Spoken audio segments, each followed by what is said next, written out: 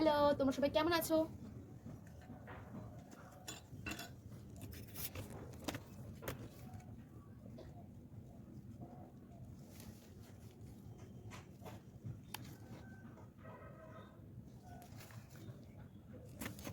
এমন ভাবে কি তোমাদেরও গাছের ফুল ঝরে যাচ্ছে? কিন্তু দেখো এখানে কিন্তু মাটি কিন্তু ভালোই ময়েশ্চার আছে। কেন সবকটা কুড়ি ঝরে গেছে?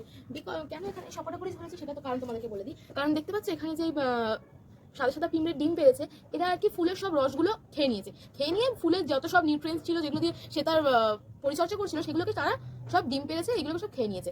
সেই জন্য রসটাকে টেনে খেয়ে নিয়েছে বলে এরা বৃন্ত থেকে আলাদা হয়ে যাচ্ছে এরকম করে। তো তোমরা এটার জন্য কি করবে?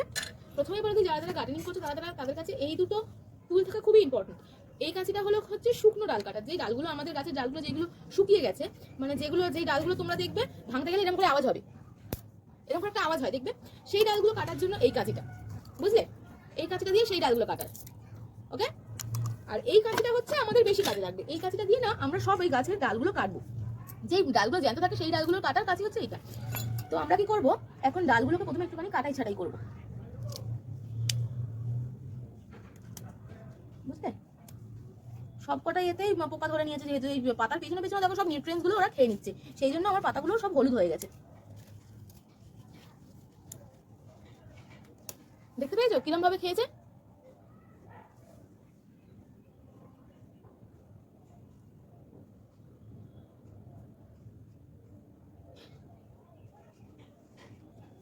সেই জন্য আমরা কি করবো, প্রথমে গাছের পাতাগুলো একটু ছাঁটাই করে দেবো। এই আগাছাগুলোকে সবসময় গাছকে দিয়ে আলাদা করে দেবে।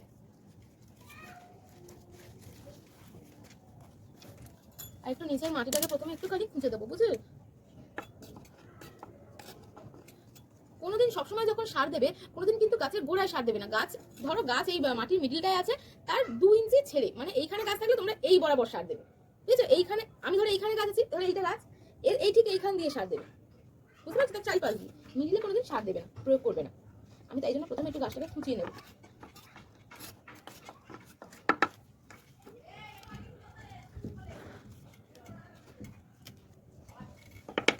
এরপরে কি করতে হবে? এরপর আমরা দিয়ে দেবো নিমখোল। নিমখোল যখন তোমরা বাজার দিয়ে কিনবে, তখন নিমখোলের চিনবে কি করে যে কোনটা আসল নিমখোল আর কোনটা নকল নিমখোল? তোমরা সবসময় নিমখোলের গন্ধ একটা শুকে নেবে, সেটাতে একটা উগ্র তেতোতে একটা গন্ধ থাকে, তাহলে বুঝতে পারবে সেটা নিমখোল, মানে আসল নিমখোল। আমরা এখানে এই 8 ইঞ্চির টবে এতটা পরিমাণ নিমখোল নেব, 1 চামচ পরিমাণ।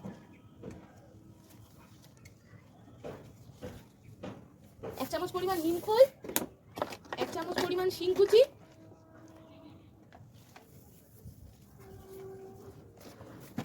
1 চামচ পরিমাণ হাড় গুঁড়ো,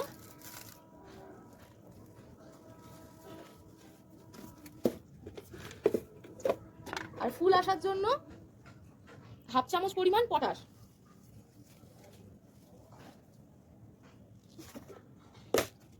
আর 12 থেকে 14 দানা পরিমাণ সুফলা। আর কি দেবো? আর দেবো হচ্ছে ভার্মি কম্পোস্ট, 1 মুঠো ভার্মি কম্পোস্ট, মানে কেঁচো সার।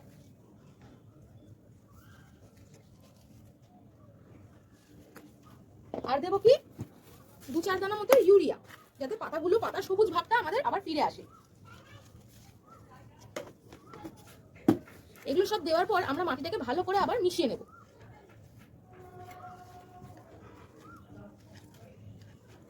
এই গরমও কিন্তু আমাদের প্রত্যেকের ছাদ বাগানে এই মিলিবাগের আক্রমণ হবে। এই মিলিবাগের আক্রমণ, এই জিনিসটা, এই সারগুলো দেওয়ার পরেও যদি দেখো তোমাদের মিলিবাগের আক্রমণ, মানে মিলিবাগ থেকে তোমরা রেহাই পাচ্ছ না, তাহলে তোমরা কি করবে?